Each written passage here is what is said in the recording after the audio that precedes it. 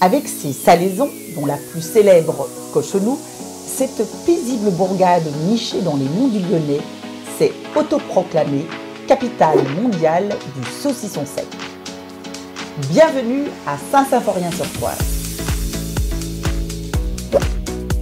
Au sommaire, les lycéens de la commune ont eu droit à un cours d'éducation civique vraiment pas comme les autres.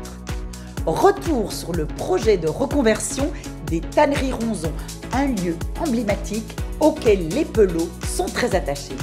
Et puis, direction le centre socio-culturel Archipel, avec 2 associations engagées pleinement en faveur de la solidarité. Mais avant, retrouvons les lycéens de Jean Monnet. Ils seront notre fil rouge tout au long de cette 2e vidéo dédiée entièrement à Saint-Symphorien-sur-Coise. Alors, je m'appelle Ilaïda, j'ai 16 ans et aujourd'hui c'est mon anniversaire. Joyeux anniversaire! J'habite à Saint-Symphorien-sur-Coise et je suis ici depuis ma naissance. Et je suis aussi en première vente au lycée Jean Monnet. Je vais vous présenter un petit peu la ville. Donc Saint-Symphorien-sur-Coise, c'est une petite ville. On s'y plaît bien ici, il y a de tout. Il y a plein de petits commerces locaux et on a tout pour vivre ici.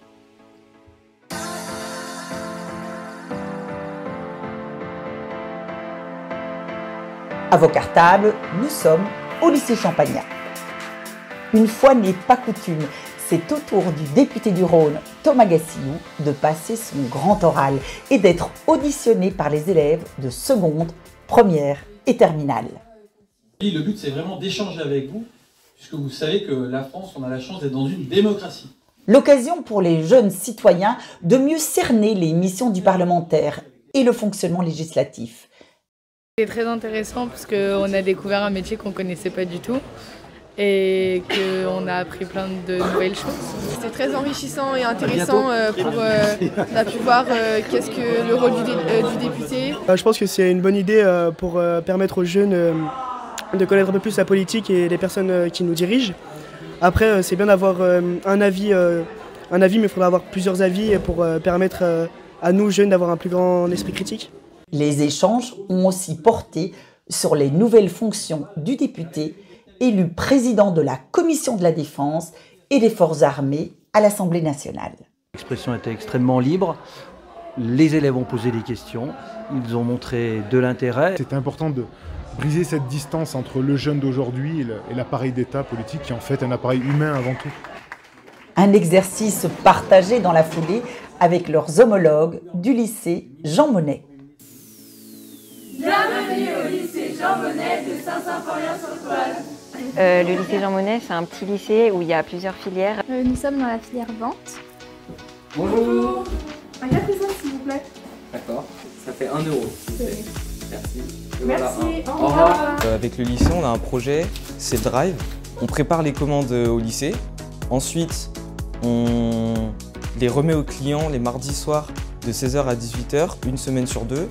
L'année passée, on a participé à une vente de fromage sur le marché organisé par le lycée.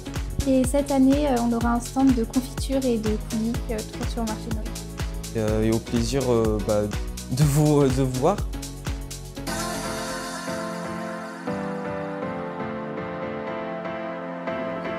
Avec les élus locaux, direction les anciennes tanneries Ronzon. Je vous invite à visiter les tanneries Ronzon. Donc les tanneries ont débuté au Moyen-Âge. Après, progressivement, la famille Ronzon a acheté ce pan de terre, a construit un premier bâtiment. Ils ont été assez innovants parce qu'ils exportaient dans le monde entier. Et du coup, ils sont revenus avec des nouvelles techniques qu'ils ont appliquées ici. Sélectionné par la Mission Berne dans le cadre du Loto du patrimoine, ce site industriel, aujourd'hui à l'abandon, est promis à un nouvel avenir. Sur ce site, on a un projet de pôle culturel. On a eu la chance d'être lauréat de la Mission Patrimoine 2021. On a touché une dotation de 300 000 € qui va nous aider à sauvegarder le bâtiment, à engager des travaux. Les tanneries, c'est vraiment le cœur, c'est l'âme de notre commune, puisque les tanneurs pelaient les peaux sur un tronc d'arbre. Donc on est très fiers d'être des Pelots. Toutes les trois, nous sommes dans la filière première service à la personne et au territoire, donc SAPAT. Madame Mathieu, je vais vous monter votre lit. On a pu participer au repas des anciens. C'était du bénévolat à Saint-Symphorien-sur-Coise. On a également pu faire une activité auprès de la petite enfance.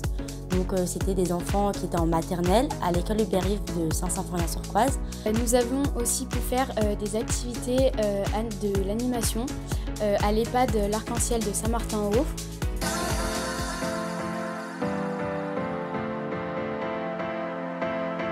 Le centre socio-culturel L'Archipel s'adresse aux enfants, jeunes adultes, seniors et familles.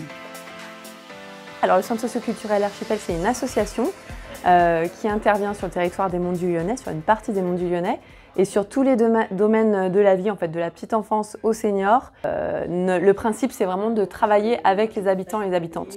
Le centre héberge aussi des associations comme Alarme, qui apporte son aide aux réfugiés et migrants. Depuis 5 ans, nous avons accueilli et accompagné plusieurs familles, notamment des chrétiens d'Irak. Je m'appelle Joanita Benzizo, je suis irakienne, d'origine irakien. J'arrive en France en 2017. L'organisation Association Alarme, elle accompagnement nous, moi et ma famille. Une famille iranienne également. Et plus récemment, donc, les familles ukrainiennes qui sont arrivées à Saint-Symphorien. Il y a 2 familles ukrainiennes à Saint-Symphorien. Les bénévoles de l'association pour une alimentation solidaire se retrouvent aussi régulièrement ici.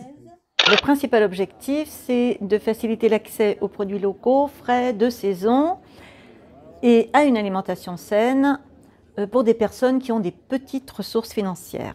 Et cette association permet un lien d'humanité entre les gens qui sont isolés, entre les gens qui ont peu de revenus, qui n'osent pas le dire. Et là, en fait, il y a une rencontre qui se fait et qui permet de reprendre confiance et de mieux aller. Et vraiment, dans les Monts du Lyonnais, on a vraiment des producteurs qui sont chouettes. Ah, vraiment. En plein cœur des Monts du Lyonnais, Saint-Symphorien-sur-Coise joue aussi la carte de la solidarité.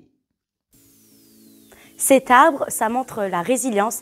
Il a été créé par tous les élèves l'année dernière et quelques enseignants pour montrer que même si on est blessé, on peut toujours se relever et se reconstruire. Bravo à tous et merci encore aux jeunes pour leur enthousiasme et au lycée pour son accueil. Dans la matinée en mairie, le député avait invité Nicolas Bonnet, le directeur général de la Chambre de commerce et d'industrie, à une visioconférence avec les chefs d'entreprise du territoire. Merci, bonjour à tous. À l'ordre du jour, l'évolution des coûts de l'énergie. On a en place depuis quelques mois déjà des actions d'accompagnement à votre disposition. Il va y avoir des aides.